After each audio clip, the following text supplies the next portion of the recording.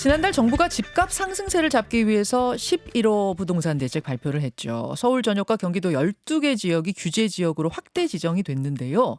이런 가운데 개혁신당의 천하람 원내대표가 문제 제기를 하고 나섰습니다. 그 부동산 규제 지역 가운데 서울 도봉구, 광북구를 비롯한 8개 지역은 조정 대상에 포함되지 않았어야 한다.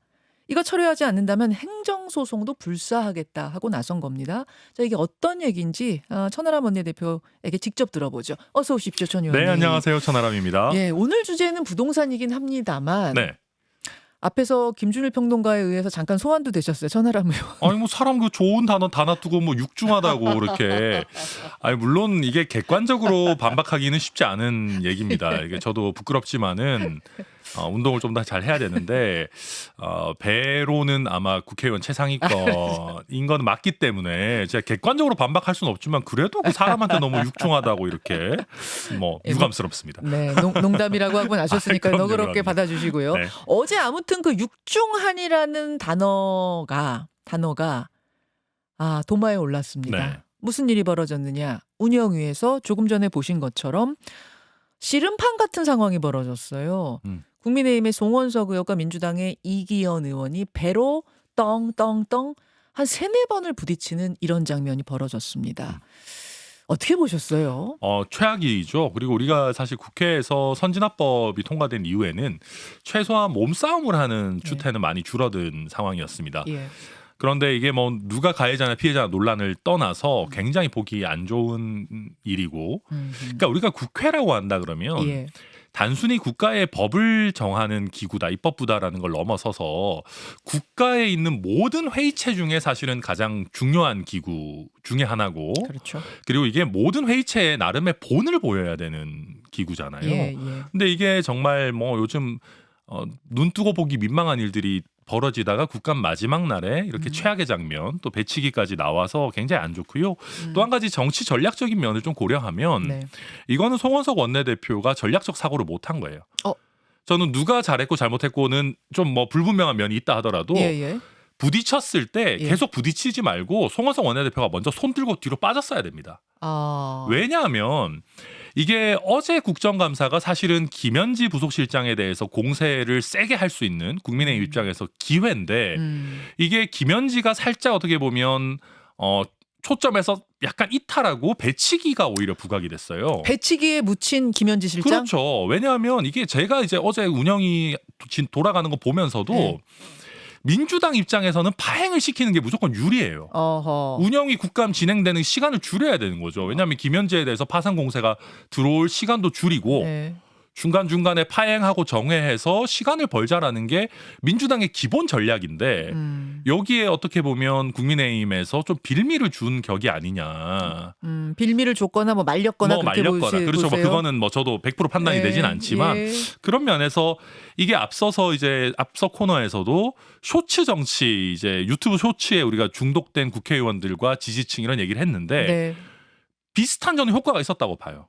여기서 전략적으로 사고해서 뒤로 빠지기보다는 더 강한 모습을 보여줘야 된다라는 면이 양쪽 의원들에게 다 무의식적으로나마 작용하지 않았을까 하는 그런 안타까움이 있습니다. 그러니까 처음에 누가 도발했는가는 지금 양쪽 말이 다르니까 뭐 이거 뭐 필름 몇 번 돌려서 감정해봐야 될지 어쩔지 모르겠습니다만 여하튼 처음 부딪히고 나서 한 3번을 지금 더 부딪혔거든요. 네. 빵빵빵. 그때 사실은 누구 한 명이라도 빨리 정신 차리고 먼저 손 들고 뒤로 빠지는 사람이 이기는 거예요. 지금 잘 보면은 송원석 원내대표가 좀 밀리기는 해요. 뭐 그렇긴 한데 이제 그게 뭐 손을 든 건 아니지만 뭐 육중한 몸매 탓인지 좀 불분명하지 않습니까? 그러니까 이게 똑같은 겁니다. 그때 막 부딪혀서 할 때는 그때는 속 시원할지 몰라도 조금만 전략적으로 사고해 보면 먼저 한 발 물러서는 쪽이 훨씬 더 그날 위원회 진행에서도 그렇고 앞으로의 여론전에서도 그렇고 오히려 우위에 설 수 있는 건데 그런 판단들이 즉각적으로 사실 뭐 쉽지는 않지만 되진 않았다 보여집니다. 정치 전략적으로는 그러하고 국민들 보기에는 정말 배치기만 남은 것 같아서 씁쓸하고 너무 안 좋죠. 너무 안 좋아요. 불편해요 정말. 아니 이게요 우리 국민들이 막 국회의원들 전부 나쁜 짓만 하고 조요토미 이런 거나 하고 막 배치기나 하고 이렇게 생각하시는데요. 수많은 상임위에서 나름대로 열심히 정책에 대해서 토론도 하고 논의도 하고 합니다. 그럼요. 근데 저런 거 하나 나오면 다 묻혀버려요. 저거는 동료 의원들한테도 나쁜 짓 하는 겁니다. 그거는. 이제 많이 화나셨어요. 뭐 네. 국민들 마음도 그렇습니다. 참 보기 불편했습니다. 그나저나 김현지 실장은 대기 중이었다 그러거든요. 대통령이 경내에 대기하다가 운영해서 부르면 바로 가시오라고 했다고 하는데 네. 어떻게 보세요, 그건? 그러니까 그거는 국가 배드캅인 것 같아요. 굿값 배드캅이요? 네, 이제 대통령 입장에서는 최소한의 체면 칠회 정도는 하고, 근데 이 체면 칠회 저 효과 없다고 봅니다. 왜냐하면 이 대통령실의 모든 말들은 다 무의미한 것이 내보낼 생각이었으면 그냥 총무비서관 자리에 놔두면 됩니다. 아, 실장으로 안 옮기고 네. 부속실장으로 안 옮기고. 네, 그냥 원래 출석하는 총무비서관 자리에 두지 않고 관행적으로 잘 안 나가는 부속실장 자리로 옮긴 때부터 대통령실에서 김현지 실장 출석시키겠다라고 하는 얘기들은 모두 신용을 다 잃었습니다. 그러니까 이거는 보여주기식이다라고 비판을 안 할 수가 없고요. 그리고 왜 그러면 그렇게 대기시켰을까? 민주당에서 위원장 쥐고 있고 다수 위원을 갖고 있으니까 안 부를 거다는 확신이 있기 때문에 역설적으로 거기 보낸 거예요. 네, 그렇게 저는 보세요? 그렇게 봅니다. 그래서 그렇게 해서 약간 국합 배드캅처럼 민주당이 배드캅 해주겠지라고 하는 신뢰를 갖고 이재명 대통령은 국합 코스프레를 한 겁니다. 자, 천하람 의원의 어제 운영위에 대한 평가 들어봤습니다. 본 주제로 넘어가 보죠. 네. 오늘 부동산 얘기 때문에 나오셨는데 그렇죠. 기자회견을 여셨어요. 이번 11호 부동산 대책 위법이다. 네. 무슨 말씀이십니까? 그러니까 이게 이제 우리가 정부가 부동산 대책을 발표한다 그러면 예. 대통령이나 정부 마음대로 뭐든 할 수 있을 것 같다는 느낌이 좀 들어요. 막 이렇게 보고 막 끌어올릴 것 같으면 돌도 얹고 뚜껑도 닫고 할 수 있을 것 같은데 요즘 트럼프 대통령이 관세 부과하는 것도 미국 대법원에서 심사하잖아요. 예. 요즘 현대 정치에서는 대통령이 뭔가를 하는데 그게 법에 규정 안 돼 있는 경우는 거의 없습니다. 어허. 심지어 우리나라는 비상대권이라고 불리는 비상계엄에 대해서도 사법심사를 해서 대통령 날리기도 했고 탄핵까지 했죠. 그럼요. 그러니까 부동산 대책도 이름은 뭉뚱그려서 부동산 대책이라고 하지만 그 안에 여러 법적 성질의 행동들이 다 섞여 있습니다. 제가 문제 삼고 있는 건 그중에 조정 대상 지역 지정이라는 겁니다. 조정 대상 지정이 틀렸다? 네, 잘못됐다는 거. 법적 요건을 위반했다라는 게 저의 주장의 핵심이고요. 네. 그러니까 조정 대상 지역 지정이라는 거 법의 요건이 되게 엄격해요. 왜 그러냐면 이거 지정되면 대출 규제도 받는 것도 받는 거지만 양도세가 중과가 돼요. 막 장기 보유 특별 공제가 사실 되게 큰 건데 양도세에서 그럼요. 그게 없어져요. 그래서 세금 관련해서 불이익을 주는 법률은 되게 엄격하게 우리가 요건을 갖춰야 되거든요. 그게 이거 풍선 효과 있을 것 같으니까 서울은 싹 묶어버리고 경기도도 한 12개 묶어 뭐 13개 할까요? 14개 할까요? 이렇게 주먹구구 아니에요? 마음대로 할 수가 없어요. 그 규정이 법적 돼 있어요? 기준이 있어요. 아. 그래서 그리고 그게 있고요. 그다음에 상식적으로도요. 제가 이제 쭉 발표된 거 보면서 네. 그 법적 기준이라는 게 급등을 해야 되거든요. 말 그대로. 자, 법적 기준을 보겠습니다. 네. 어떤 식으로 급등을 해야 돼요? 그러니까 법적 기준이라는 게 뭐냐면 예. 일반 물가 상승률이 있잖아요. 예. 일반 물가 상승률보다 주택 가격 상승률이 1.3배 높아야 돼요. 그 지역에. 그 지역에. 예. 그러니까 물가가 예를 들면 뭐 한 1% 오른다 그러면 예. 주택 가격이 최소한 1.3% 이상 더 물가보다 빠르게 오르고 있네라는 게 확인이 돼야 그 지역을 규제 지역으로 묶을 수가 있어요. 그런 게 다 정해져 있군요. 다 정해져 있어요. 우리나라가 그렇게 허투루 하는 나라가 아니에요. 예. 그래서 제가 처음에 의문을 느꼈던 게 예. 도봉, 강북, 중랑, 금천, 뭐 성남, 중원, 수원, 장안, 팔달, 경기, 의왕 이게 이제 서울의 4개, 경기의 4개 지역인데 네. 도봉, 강북 같은 데들은 별로 많이 안 올랐거든요. 그래서 쭉 하는 거 보고 아니 저기는 그렇게 많이 급등을 한 게 아니라서 이거 진짜 만족하는 거야? 그러고 들여다보기 시작하셨어요. 라고 이제 들여다보니까 예. 이게 기준이 안 맞아요. 그래요? 네. 어떤 식이었습니까? 이게 이제 기준이 뭐냐면 예. 처분을 10월에 한다 그러면 예. 그 직전 3달을 보는 거예요. 그러니까 7, 8, 9를 봐야 되는데 네. 7, 8, 9 특히 9월 통계까지 넣어서 보니까 1.3배가 안 돼요. 그 기준을 주택가격 상승률이 넘지를 않아요. 어떻게 된 겁니까 그러면? 그래서 제가 이제 국토부에도 그렇고 기재부에도 그렇고 야 이거 물어보셨어요? 어떻게 된 거냐 여쭤봤더니 그 8월 통계까지만 반영을 해서 했다라는 답변이 오는 거예요. 9월이 아니라 8월까지만 했다? 네, 8월 통계까지만 하면 그 기준을 만족한대요. 혹시 발표 시점에 8월까지만 나와서 그런 거 아니에요? 그래서 제가 그걸 알아봤거든요. 예. 이게 이제 10월 15일 부동산 대책이라는 게 10월 15일에 나왔고요. 네. 그다음에 9월 통계가 10월 15일 같은 날 발표가 돼요. 같은 날 나왔어요. 같은 날 나왔어요. 근데 이게 이제 제가 그래서 물어봤어요. 예, 예. 아니 이 지금 부동산 대책 조정 대상 지역 지정이라는 게 최근에 급등했다라고 해서 음. 지정하는 거 아니냐. 음. 근데 최근 통계를 배제하고 이거를 규정하는 게 맞는 거냐라는 게 첫 번째 정치적 질문이었고요. 근데 거기에 대한 제대로 된 답변 전 듣지 못했어요. 근데 계속해서 그날까지는 안 나왔다라는 얘기를 하고 있고요. 근데 재밌는 거는요. 이 10월 15일에 나오는 그 통계가요. 네. 법적으로 적법하게 그 전날에도 충분히 받아볼 수 있습니다. 받아보려면 받아볼 수 네, 있다. 그럼 통계법에 적법하게. 오히려 사실 어. 받아봤었어야 되는 겁니다. 이미 그 조사 결과는 며칠 전에 나왔을 나와 테니까. 있어요. 그리고 실제로 규정에 관계기관이나 위탁기관, 이거는 국토부가 위탁해서 하는 통계인데 예, 위탁기관은 그 전에 제공할 수 있게 돼 있습니다. 그래요. 전날 오후에는 늦어도 제공할 수 있게 돼 있어요. 그 말씀은 의도적으로 안 봤다? 네. 그리고 이게 왜 더 의도성이 짙냐면요. 이게 15일 날 나오는 게 정해져 있지 않았으면 우연인가? 그럴 수 있잖아요. 네. 근데 이 지금 주택가격 통계가 2021년 6월부터 네. 매달 15일에 나온다는 게 이미 알려져 있었습니다. 정해져 있어요, 날짜가? 정해져 있어요. 그러면 법적인 이런 거를 다 떠나서 아니 최근에 급등했다 그러면 최근 통계를 정확하게 반영해서 이걸 일을 해야 되는 거죠.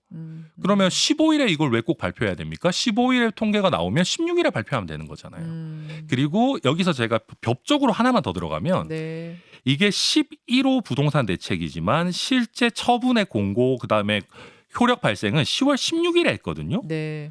근데 법적으로는 그러면 기준점이 언제가 되냐면 16일이 됩니다. 그렇습니까? 네, 처분일을 기준으로 하기 때문에 16일을 기준으로는 9월 통계가 있었기 때문에 8월 통계까지만 반영했다. 이거는 애초에 행정의 목적에도 안 맞고 정치적으로도 이거 통계 조작 아니냐라는 얘기가 나올 수밖에 없지만 거기에 플러스 법적으로도 위법하다. 그리하여 천하람 의원은 일단 정부가 나서서 자진 그 지역에 대해서는 네. 자진 철회하기를 요구하고 네. 그게 안 될 경우는 행정소송까지 가겠다 하셨어요. 네, 그리고 철회 지금 저희가 열심히 부르짖고 있는데 뭐 하실 것 같지가 않아요. 그래서 벌써 반응이 저희가 없습니까? 네, 그저께부터 이미 그 행정소송 하실 국민들을 모집하고 있습니다. 벌써 모집이 됐고요. 그게 행정소송 가면은 이 지정철의 결론이 나올 수 있다고 보세요? 저는 법적으로만 따지면 이긴다고 봅니다. 그리고 이게 저 혼자는 제가 여기에 꽂혀 있으면 예. 제 의견은 좀 문제 있을 수 있잖아요. 그래서 제가 저희 개혁신당 법률자문위원회에 계시는 여러 변호사님들 그리고 우리 당에 있는 분들은 또 객관성이 떨어질 수 있으니까 외부에 있는 변호사님들한테도 자문을 구했는데 정치적인 거를 제외하면 네. 사법부가 가지는 정치적 부담을 제외하면 법적으로는 승소한다라고 하는 대부분의 의견을 얻었습니다. 법조계 의견들. 네. 다만 이런 반론도 가능할 것 같아요. 아니 근데 천하람 의원 어쨌든 이번 부동산 대책의 효과를 보려면 풍선 효과로 서울에 이곳저곳으로 번져가지 않게 해야 하니 네. 이게 효과 좀 잘 나라고 묶은 거지. 뭐 다른 그쪽 지역 분들 골탕 먹이라고 한 것도 아닌데 이 정도는 그냥 넘어갑시다. 뭐 이럴 수도 분도 계실지 모르겠어요. 근데 그걸 우리가 허용해주기 시작하면 이게 이제 제가 아까도 말씀드렸지만 재산권에 대한 엄청난 권리 제한을 해요. 그리고 이게 다른 문제도 아니고 세금도 늘어나요. 아하. 이걸 법적 근거도 없이 야 우리 느낌상 여기 풀어주면 이쪽도 풍선 효과 나서 오를 것 같아. 이런 대통령의 권한을 줄 수는 없어요. 그렇기도 하고요. 지금 도봉, 강북 이런 데들은요. 네. 이게 그리고 지금은 아파트 단지별로 이게 움직이고요. 네. 도봉, 강북 전역에 풍선 효과가 일어날 거다. 물론 몇 개 대장주 아파트들 그럴 수 있겠죠. 근데 그렇다고 해서 그러면 풍선 효과를 안 보는 나머지 지역에 일반적으로 실거주 목적 아파트들까지 급등하지도 않았는데 다 규제해야 된다? 저는 그거는 부당하다라고 생각합니다. 개인의 재산권을 지나치게 침해하는 어떤 전체주의다 뭐 이렇게 보시는 거예요? 국가주의다? 그렇죠. 네, 국가주의인 거죠. 알겠습니다. 알겠습니다. 부동산 대책의 문제점 지적하셨고 행정소송까지. 행정소송 언제 하실 생각이세요? 저희 첫 소송은 늦어도 11월 중에 가능하면 11월 중순 정도에는 넣을 생각입니다. 이번 11호 대책 그 자체에 대해서는 어떻게 보시는 거예요? 그것도 이제 그런 거예요. 이게 과연 이제 효과가 있을지 지금 계속해서 어쨌든 시중에 정부가 확장 재정하고 하면서 돈이 풀리고 있고 예. 그런 상황 속에서 이거를 뚜껑을 억지로 덮어놓는다고 해서 과연 될 것인가 오히려 여러 부작용들이 나올 것 같고 그중에 저희 개혁신당 아무래도 특히 젊은 세대들이랑 소통을 많이 하니까 제일 크게 느끼는 부작용 중에 하나가 전월세 매물들이 급감을 하고 전세가 많이 없어지면 월세 가격이 오히려 오릅니다. 오르죠. 우리나라는 전세랑 월세 경쟁 관계에 있기 때문에 그렇게 해서 정말 실거주해야 되는 오히려 특히 세를 살아야 되는 국민들에게 더 큰 해를 주지 않을까 그런 걱정을 하던 와중에 이렇게 좀 법적 요건도 미비해서 진행을 한다라는 면에서 저희가 더 강하게 문제 제기를 한 겁니다. 알겠습니다. 네. 천하람 개혁신당 원내대표 만나고 있습니다. 내년에 있을 지방선거 얘기도 잠깐 해봐야 되겠는데요. 네. 최대 격전지, 최대 관심지 하면은 서울시장, 부산시장. 이미 그쪽은 후보군들이 뭐 이렇게 보이기 시작했어요. 엄청 많죠. 여론조사도 많이 나오고. 그러면서 일각에서 국민의힘과 개혁신당이 지방선거에 연대 혹은 연합 혹은 합당하는 거 아니야? 이런 얘기가 솔솔 나옵니다. 네. 어떻게 되는 거예요? 저희가 일단 그 연대론에 대해서 저도 계속해서 연대 뭐 당대당으로 뭔가 하는 거 이런 거 없다라고 말씀드렸고 어제 특히 또 이준석 대표가 저희 최고위원회 발언을 통해 가지고 명확하게 연대론에는 선을 그었습니다. 그러니까 이게 지금 이제 각 정당이 각자 후보 내고 경쟁하는 건 당연한 거죠. 저희는 뭐 무리하게 그러니까 이게 이제 지난번 총선 때도 그렇고 지난 대선 때도 그렇고 개혁신당이 항상 뭐 못 버틸 거야, 뭉칠 거야, 합칠 거야, 뭐 연대할 거야 얘기 나왔지만 저희는 저희가 할 길 잘 가왔거든요. 아하. 이번에도 저는 많은 분들의 예상을 깨는 개혁신당의 또 행보들이 나올 거다 생각합니다. 많은 분들의 예상을 깨는 독자적인 행보. 그런 걸 원래 저희가 만한... 좀 좋아하거든요. 늘 노리는 겁니다. 그런 후보군이 좀 보입니까? 지금 준비하고 계십니까? 뭐 저희 나름대로 준비하고 있고요. 또 열심히 하려고 하고 그리고 저희 개혁신당 입장에서는 엄청난 정치적 승리를 거두면 너무 좋겠죠. 네, 막 광역단체장 승리하고 하면 너무 좋은데요. 뭐 어느 당이든 그걸 바라죠. 그럼요. 그런데 그에 못지않게 저희 같은 경우는 지역 조직이라는 게 아직 좀 미미한 상황이기 때문에 기초의원 선거에서 저희가 또 각 포인트에서 의미 있는 성과를 내서 지역 조직을 이번 기회에 만드는 것도 저희 입장에서는 굉장히 중요한 성과입니다. 아하. 그래서 무리하게 뭐 어떤 정치공학적으로 연대를 하거나 그럴 생각 가지고 있지 않습니다. 무리하게 정치공학적인 연대, 연합, 심지어 합당 얘기까지 나오던데 택도 없는 소리. 저희는 전혀 그런 생각하고 있지 전혀 그런 생각하고 있지 않다. 근데 뭐 이준석 대표가 추경호 의원 구속영장 청구에 대해서도 함께 비판하고 또 뭐 장동혁 대표 그 아파트 논란 나왔을 때도 뭐 벤틀리 비유되면서 이렇게 방어하는 뭐 이런 멘트들을 하니까 그래서 아마 그런 얘기 나온 것 같아요. 그러니까 이준석 대표는 이제 자기가 옳다고 생각하는 거는 또 얘기하는 스타일이니까요. 그리고 이거는 제가 봐도 또 잘 얘기들을 했더라고요. 그러니까 이게 아무래도 언론의 관점에서는 개혁신당의 어떤 득표나 이런 것들이 서울시장, 부산시장 이런 데 주는 영향도 저는 적지 않다라고 보고 워낙 격전이고 하니까요. 또 뭔가 나오면 이제 연대론, 합당론 이런 것들이 국민들께 관심이 또 있으니까 이렇게 쓰시는 것 같아요. 예를 들면 제가 이번에 11호 부동산 대책의 위법성을 또 지적하고 강하게 다투니까 또 국민의힘 의원님들도 거기에 좀 또 이렇게 힘을 보태신 부분들도 있어요. 근데 그걸 가지고도 또 야당이 여기에 연합전선을 만든다 또 이런 식으로 해석을 하더라고요. 저는 이거는 좀 꿈보다 해몽 그런 성격이 크다 이렇게 봅니다. 그럼 개혁신당에서 서울시장 후보 냅니까? 저희 낼 수 있도록 당연히 최선을 다해야죠. 내야죠. 아까 방금 말씀하신 것처럼 굉장히 격전이 벌어지게 되면은 개혁신당의 표가 중요한 표가 되거든요. 그럼요. 그래서 후보를 내느냐 안 내느냐도 궁금한데 서울시장 후보 내는 걸로 준비하고 있다. 저희 당연히 이제 최선을 다해서 준비할 생각입니다. 알겠습니다. 천하람 원내대표. 지금 시간이 별로 없는데 사실은 저는 그 65세 정년 연장 얘기도 굉장히 궁금한데 한 30초 안에 어떤 의견이신지 말씀해 주실 수 있어요? 이거는 그 노동계 쪽의 보편 연장 의견보다는 경영계 쪽으로 이거는 상황을 보고 좀 유연하게 판단할 수 있는 쪽이 저는 더 맞다고 생각합니다. 왜냐하면 현장에서는 65세로 늘리는 거는 꿈 같은 똑같은 얘기인 분들이 너무 많아요. 아. 근데 이게 이미 굉장히 강하게 보호받고 있는 분들만 또 혜택을 보게 되는 결과가 될 수 있거든요. 65세 일괄 연장에 그렇죠. 좀 문제가 있다고 보시는 거예요? 오히려 더 부익부 빈익빈 노동계 어허. 내에서 그렇게 될 수 있기 때문에 그런 부작용을 해소할 수 있는 방안으로 가야 된다 그렇게 생각합니다. 약간 그럼 선별적인 고용 뭐 그렇죠. 이런 거? 왜냐하면 지금 정규직 이제 되게 강한 알겠습니다. 노동조합만 혜택을 보는 쪽으로 가서는 안 된다 생각합니다. 요거는 저희가 토론 한번 마련할게요. 네. 천 의원님 고맙습니다. 아유, 저도 감사합니다. 김현정의 뉴스쇼는 시청자 여러분의 참여를 기다립니다. 구독과 좋아요, 댓글 잊지 않으셨죠? 알림 설정을 해두시면 평일 아침 7시 10분 실시간 라이브도 참여하실 수 있습니다.